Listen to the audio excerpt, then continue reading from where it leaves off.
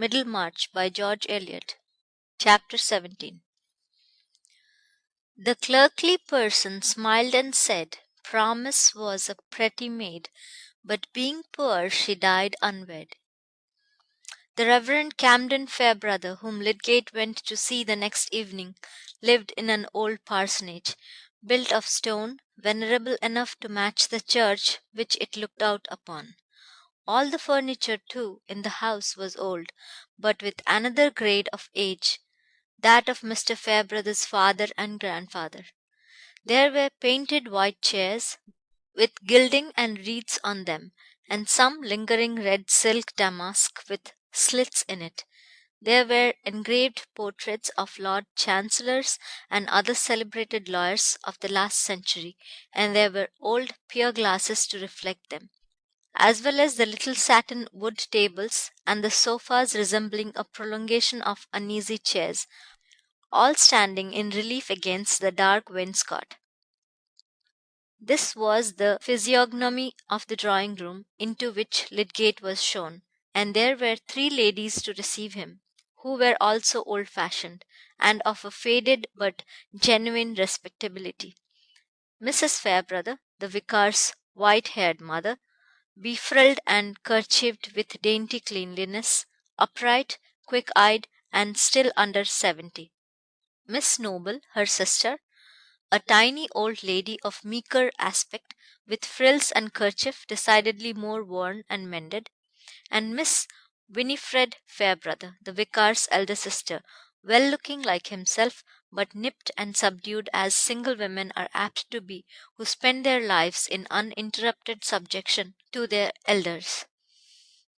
Lydgate had not expected to see so quaint a group.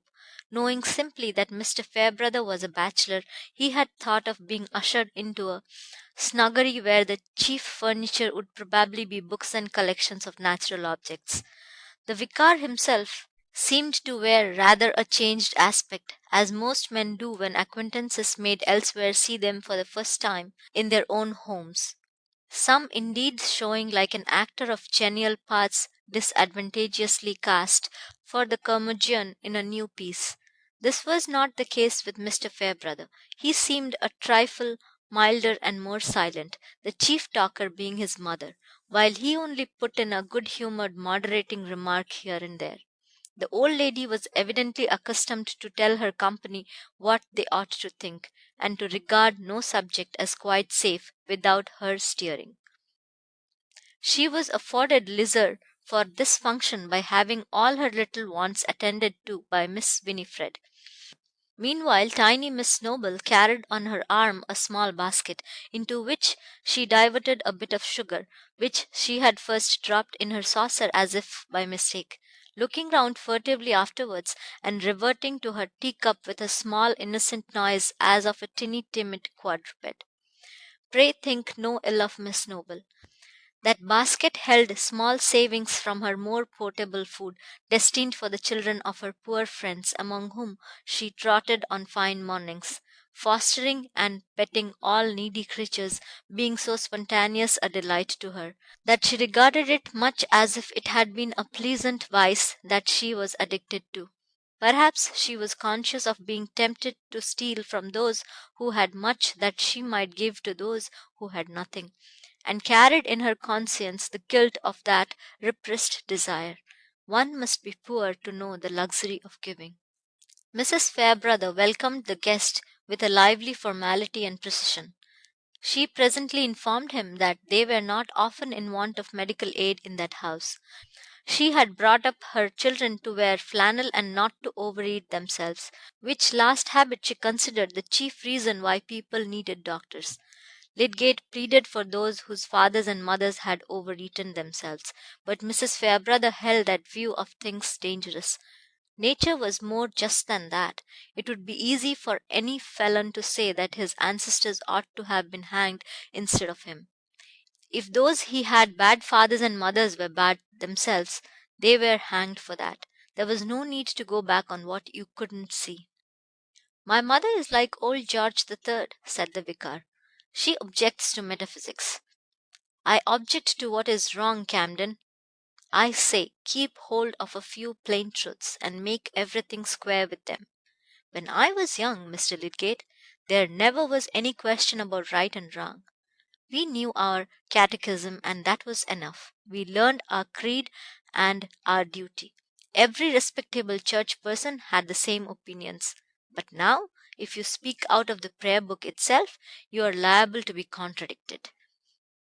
That makes rather a pleasant time of it for those who like to maintain their own point, said Lydgate. But my mother always gives way, said the vicar slyly. No, no, Camden, you must not lead Mr. Lydgate into a mistake about me. I shall never show that disrespect to my parents, to give up what they taught me. Any one may see what comes of turning. If you change once, why not 20 times? A man might see good arguments for changing once and not see them for changing again, said Lydgate, amused with the decisive old lady. Excuse me there. If you go up on arguments, they are never wanting when a man has no constancy of mind. My father never changed, and he preached plain moral sermons without arguments, and was a good man. Few better. When you get me a good man made out of arguments, I will get you a good dinner with reading you the cookery book. That's my opinion, and I think anybody's stomach will bear me out. About the dinner, certainly, mother, said Mr. Fairbrother. It is the same thing, the dinner or the man. I am nearly 70, Mr. Lydgate, and I go upon experience. I am not likely to follow new lights, though there are plenty of them here as elsewhere. I say they came in with the mixed stuffs that will neither wash nor wear. I was not so in my youth. A churchman was a churchman, and a clergyman, you might be pretty sure, was a gentleman, if nothing else. But now he may be no better than a dissenter, and want to push aside my son on pretence of doctrine. But whoever may wish to push him aside, I am proud to say, Mr. Lydgate, that he will compare with any preacher in this kingdom, not to speak of this town, which is but a low standard to go by, at least to my thinking, for I was born and bred at Exeter. A mother is never partial, said Mr. Fairbrother, smiling. What do you think Tyke's mother says about him? Ah, poor creature! What indeed? Said Mrs. Fairbrother, her sharpness blunted for the moment by her confidence in maternal judgments. She says the truth to herself, depend upon it. And what is the truth? Said Lydgate. I am curious to know. Oh, nothing bad at all, said Mr. Fairbrother. He is a zealous fellow, not very learned and not very wise, I think, because I don't agree with him. Why, Camden, said Miss Winifred, Griffin and his wife told me only today that Mr. Tyke said they should have no more colds if they came to hear you preach. Mrs. Fairbrother laid down her knitting, which she had resumed after her small allowance of tea and toast, and looked at her son as if to say, You hear that? Miss Noble said, Oh, poor things, in reference probably to the double loss of preaching and coal. But the vicar answered quietly, That is because they are not my parishioners, and I don't think my sermons are worth a load of coals to them. Mr. Lydgate, said Mrs. Fairbrother, who could not let this pass, you don't know my son. He always undervalues himself. I tell him he is undervaluing the God who made him, and made him a most excellent preacher. That must be a hint for me to take Mr. Lydgate away to my study, mother, said the vicar, laughing. I promised to show you my collection, he added, turning to Lydgate. Shall we go? All three ladies remonstrated. Mr. Lydgate ought not to be hurried away without being allowed to accept another cup of tea. Miss Winifred had abundance of good tea in the pot. Why was Camden in such a haste to take a visitor to his den? There was nothing but pickled vermin, and drawers full of blue bottles and moths, with no carpet on the floor. Mr. Lydgate must excuse it. A game at cribbage would be far better. In short, it was plain that a vicar might be adored by his womankind as the king of men and preachers, and yet be held by them to stand in much need of their direction. Lydgate, with the usual shallowness of a young bachelor, wondered that Mr. Fairbrother had not taught them better. "My mother is not used to my having visitors who can take any interest in my hobbies," said the vicar, as he opened the door of his study, which was indeed as bare of luxuries for the body as the ladies had implied, unless a short porcelain pipe and a tobacco box were to be excepted. "Men of your profession don't generally smoke," he said. Lydgate smiled and shook his head. "Nor of mine either, properly, I suppose. You will hear that pipe alleged against me by Bulstrode and Company. They don't know how pleased the devil would be if I gave it up." "I understand. You are of an excitable temper, and want a sedative. I am heavier, and should get idle with it. I should rush into idleness and stagnate there with all my might.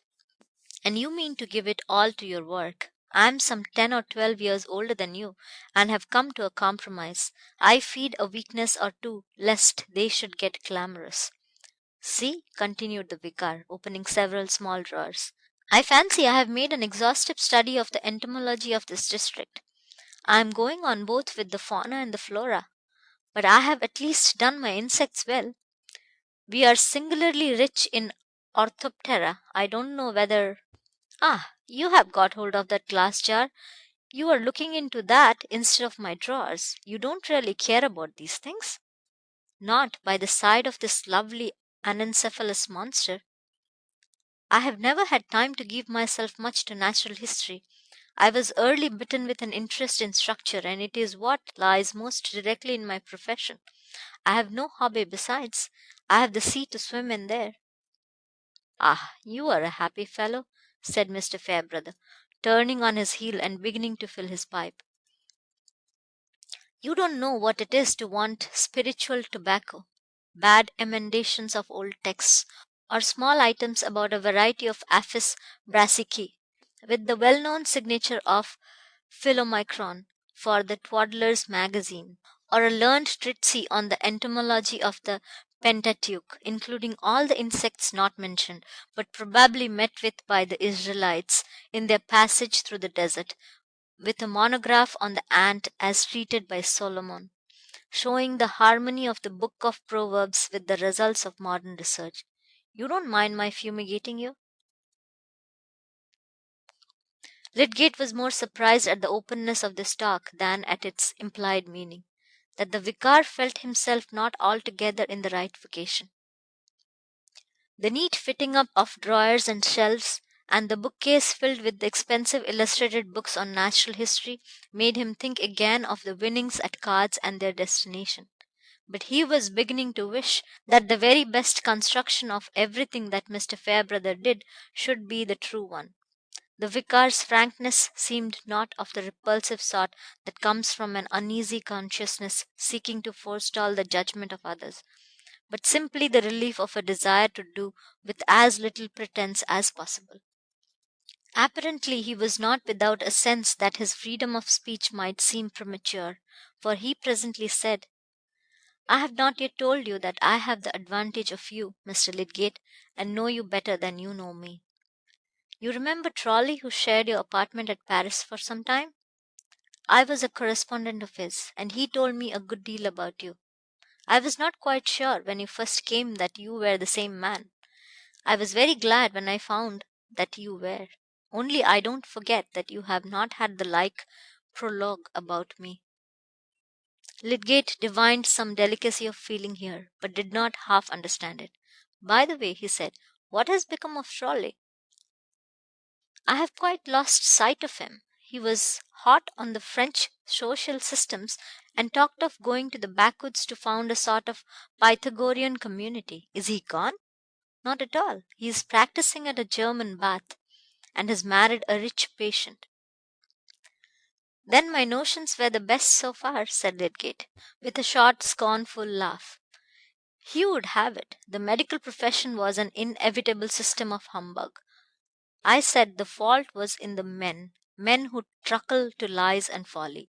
Instead of preaching against humbug outside the walls, it might be better to set up a disinfecting apparatus within.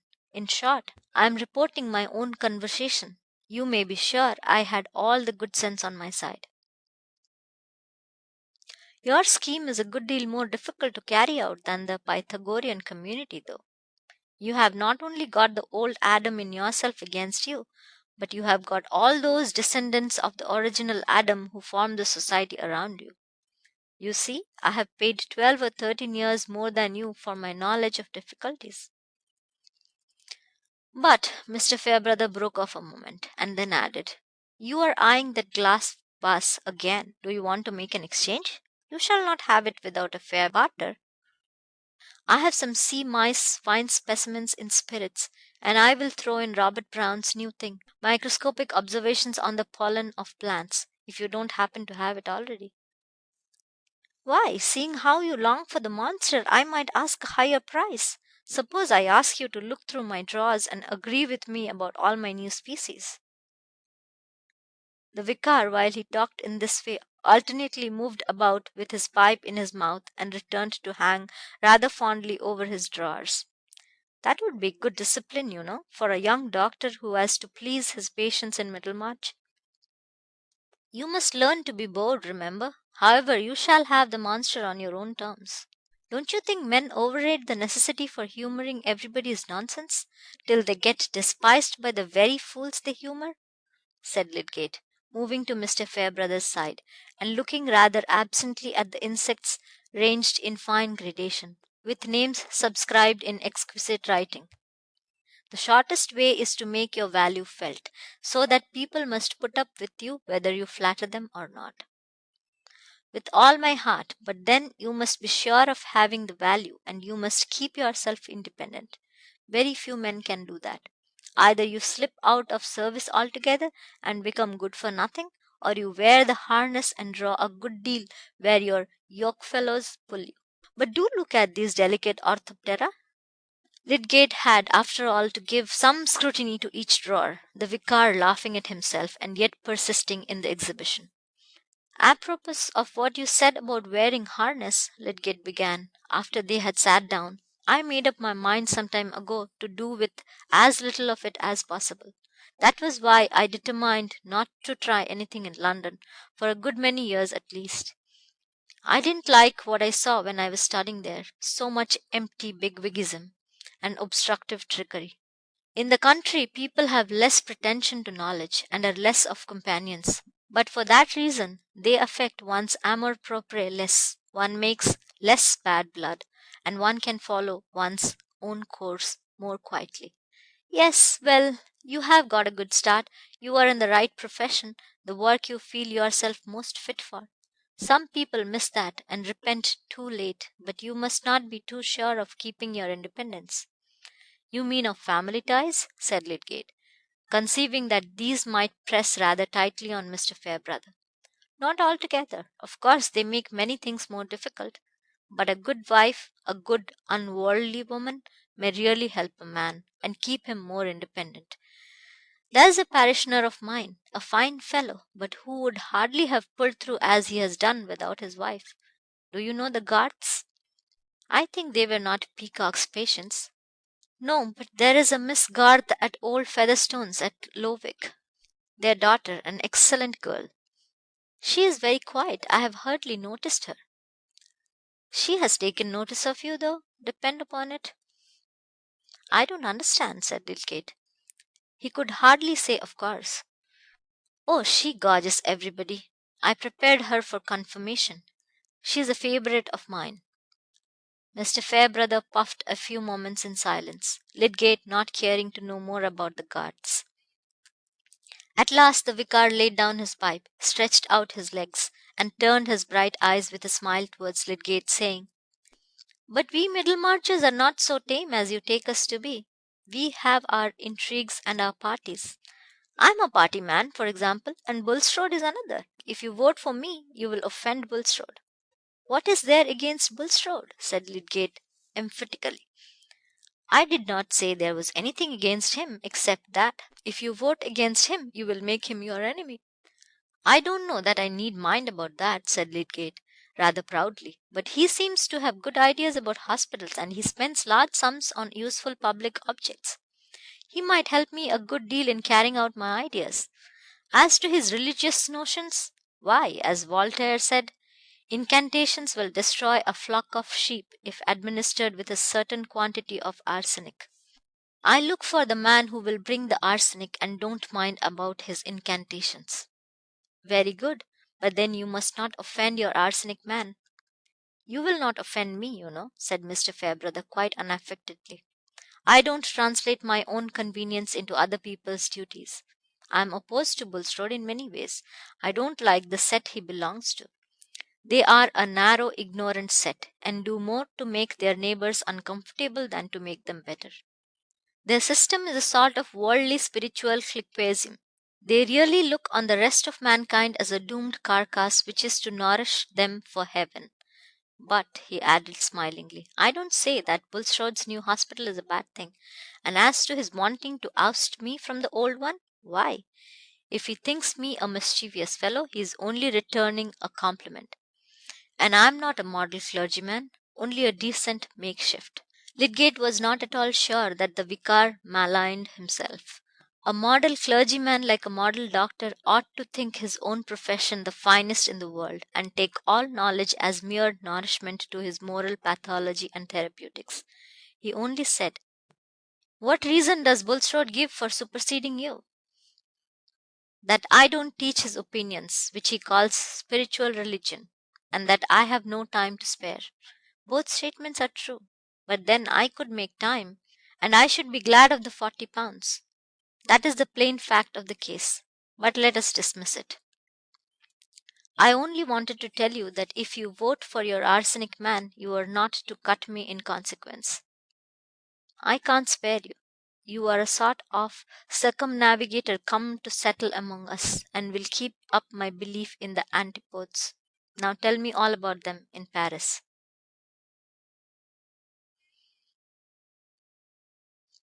End of chapter 17. Recording by Red Abras, January 2008.